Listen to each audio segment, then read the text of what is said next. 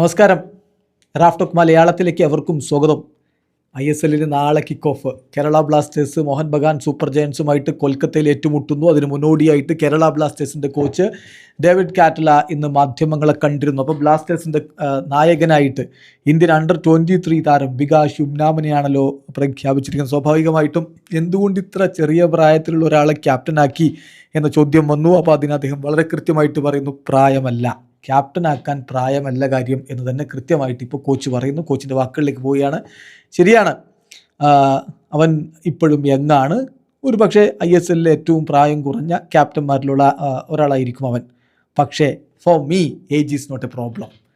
പ്രായം ഒരു വിഷയമല്ല. ഒരാൾ ക്യാപ്റ്റനാവാൻ അയാൾ ഓൾഡറാണോ യങ്ങറാണോ എന്നുള്ളതൊന്നും അല്ല കാര്യം.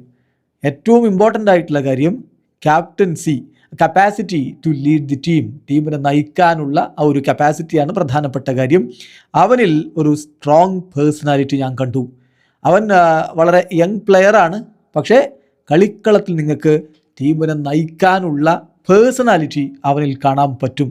അതാണ് എനിക്ക് എൻ്റെ താരങ്ങളിൽ നിന്ന് വേണ്ടത്. സോ എന്നെ സംബന്ധിച്ചിടത്തോളം it doesn't matter to me if he is young.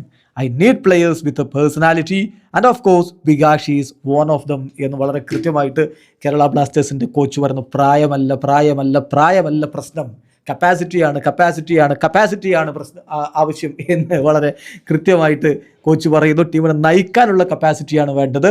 അത് തന്നെ വളരെ കൃത്യമായിട്ട് കേരള ബ്ലാസ്റ്റേഴ്സിൻ്റെ കോച്ച് പറയുന്നു. എന്തായാലും വികാസ് യുംനാം എന്ന യുവ നായകൻ്റെ കീഴിൽ കേരള ബ്ലാസ്റ്റേഴ്സ് പുതിയ ഒരു സീസണിന് ഇറങ്ങുന്നു. ഇവിടെ അവസാനിക്കുന്നു. ഫുട്ബോൾ ലോകത്തെ കൂടുതൽ വിശേഷങ്ങളുമായി റാഫ്റ്റോക്സ് വീഡിയോ.